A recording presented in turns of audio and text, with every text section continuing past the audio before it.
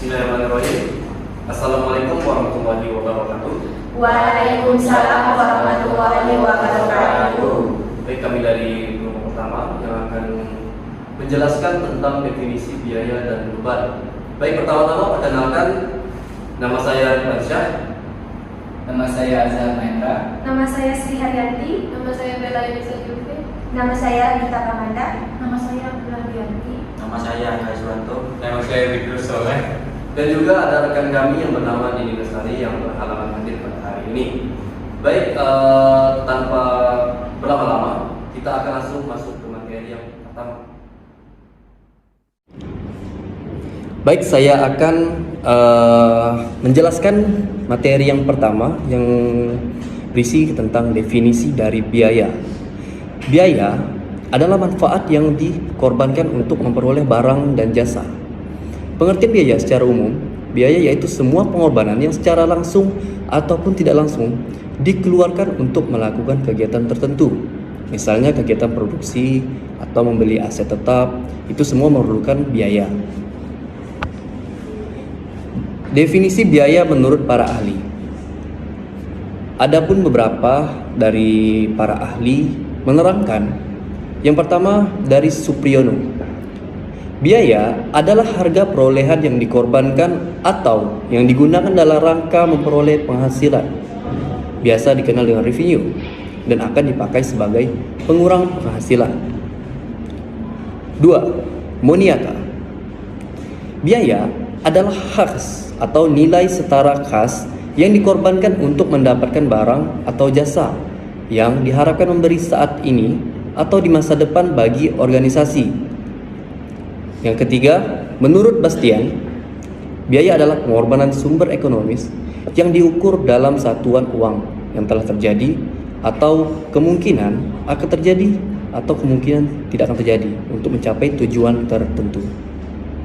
Baik, untuk materi selanjutnya akan saya persilakan kepada Saudara Azhar. Baiklah, terima kasih kepada Saudara Ridwan Syah yang telah memberikan waktu dan kesempatannya kepada saya. Materi yang pertama yang saya jelaskan adalah tujuan biaya. Biaya dikeluarkan perusahaan dengan tujuan untuk membeli aset atau investasi yang dapat menguntungkan bisnis di masa depan. Yang selanjutnya adalah definisi beban. Definisi beban atau expenses adalah suatu penurunan manfaat ekonomi dalam suatu periode akuntansi dalam bentuk arus keluar atau berkurangnya aktiva atau terjadinya kewajiban yang menyebabkan penurunan ekuitas yang tidak menyangkut pembagian kepada penanaman modal.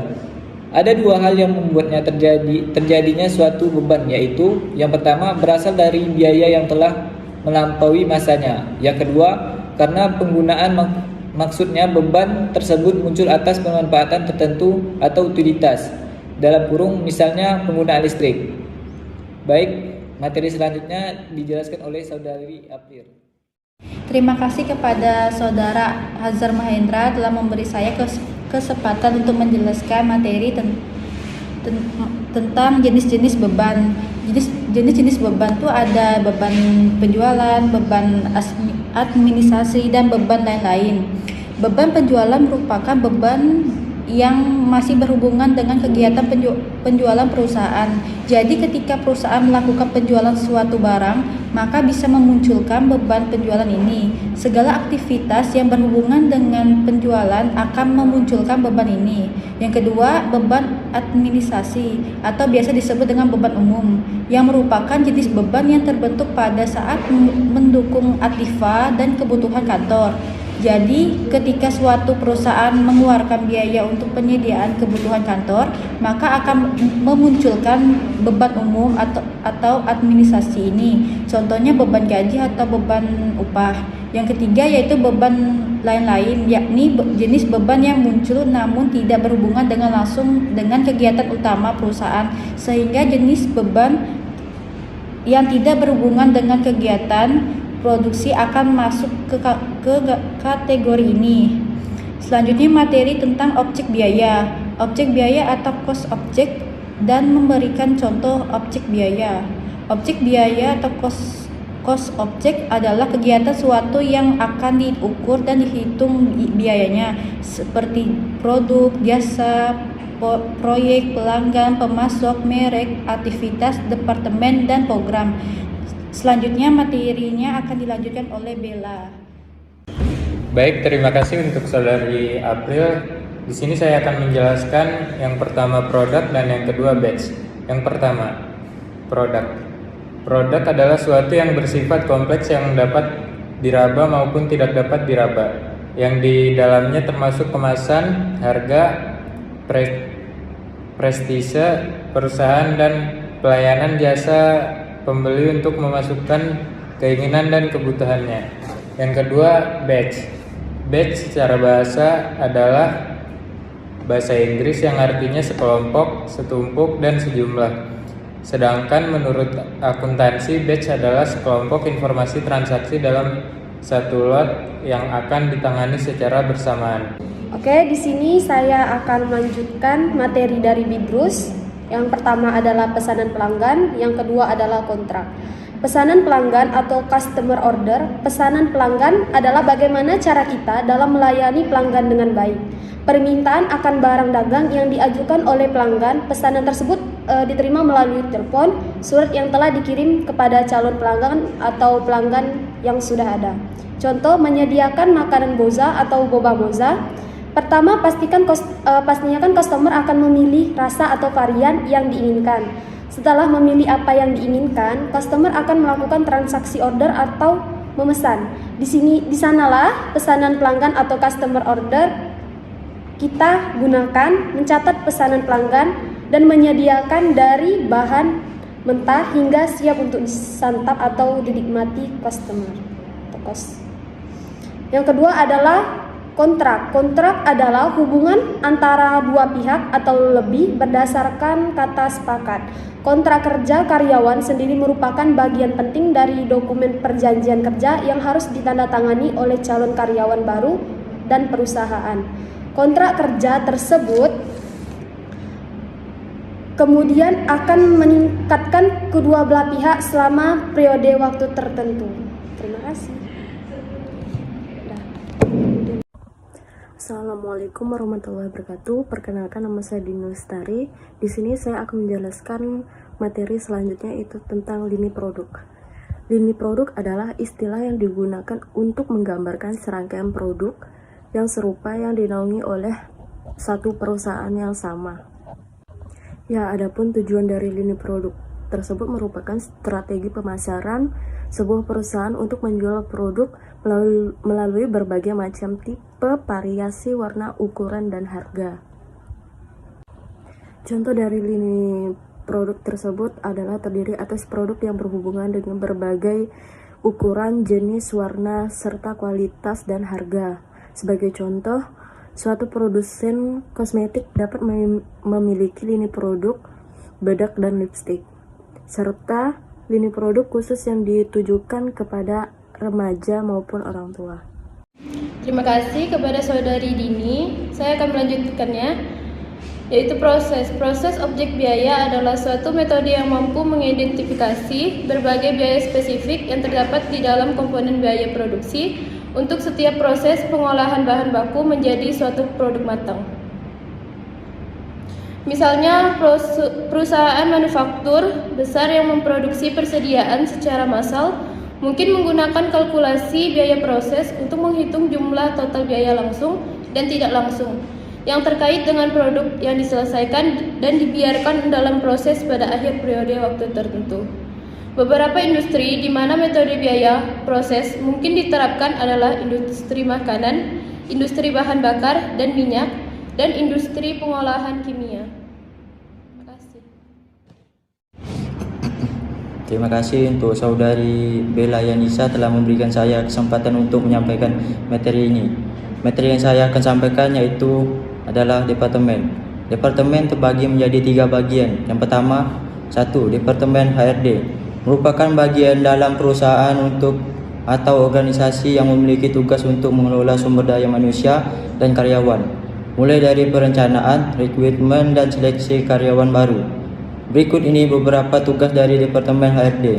1. Memonitor kehadiran karyawan mulai dari jam datang dan jam pulang. 2. Mengembangkan kualitas karyawan dengan memberikannya training mengenai hal-hal yang mereka belum dapatkan sebelumnya. Yang ketiga, mengatur ruang lingkup pekerja atau karyawan baik yang berhubungan langsung dengan pekerjaan atau di luar pekerjaan itu sendiri dengan cara membuat peraturan kerja bersama. Yang kedua, Departemen Sales dan Marketing. Marketing merupakan sebuah divisi yang bertanggung jawab atas penjualan dan pemasaran produk yang dihasilkan oleh perusahaan. Departemen ini merupakan salah satu departemen yang sangat penting sekali di dalam perusahaan. Berikut ini beberapa tugas dari Departemen Tenaga Penjual dan Pemasaran. 1. Memasarkan produk yang dimiliki oleh perusahaan. 2. Mengenalkan produk kepada calon pembeli. 3. Membuat iklan yang menarik untuk calon pembeli. Ketiga, Departemen Production. Departemen produksi merupakan bagian dari perusahaan yang berhubungan langsung dengan proses pembuatan barang, mulai dari proses pengolahan bahan baku sampai barang jadi dan sampai barang tersebut siap untuk dijual. Berikut ini beberapa tugas dari Departemen Production. 1. Mengatur kebutuhan operator mesin yang digunakan untuk mengelola barang. 2. Mengatur para pekerja bagian produksi untuk melakukan pengoperasian mesin sesuai dengan standar operasional mesin. 3. Menciptakan suatu produk yang sesuai dengan kualitas yang sudah ditetapkan oleh perusahaan.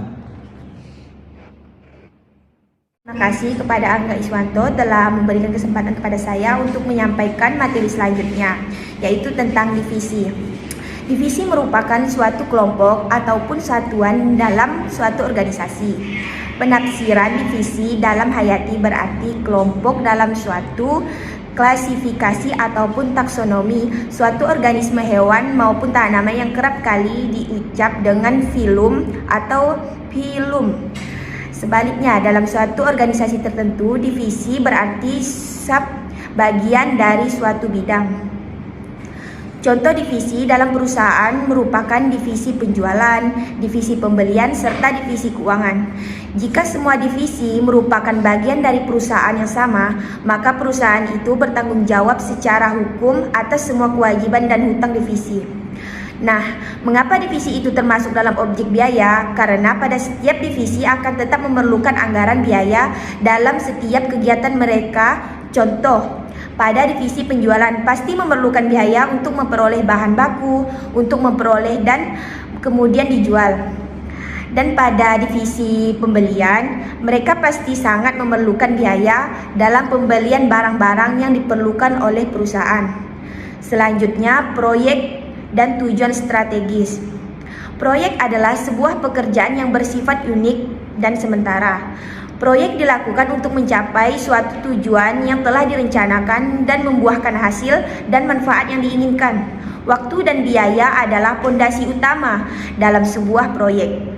Tujuan strategis adalah sebuah penjabaran dari pernyataan misi yang dikembangkan dengan spesifisitas yang lebih besar mengenai bagaimana agen akan melakukan misinya.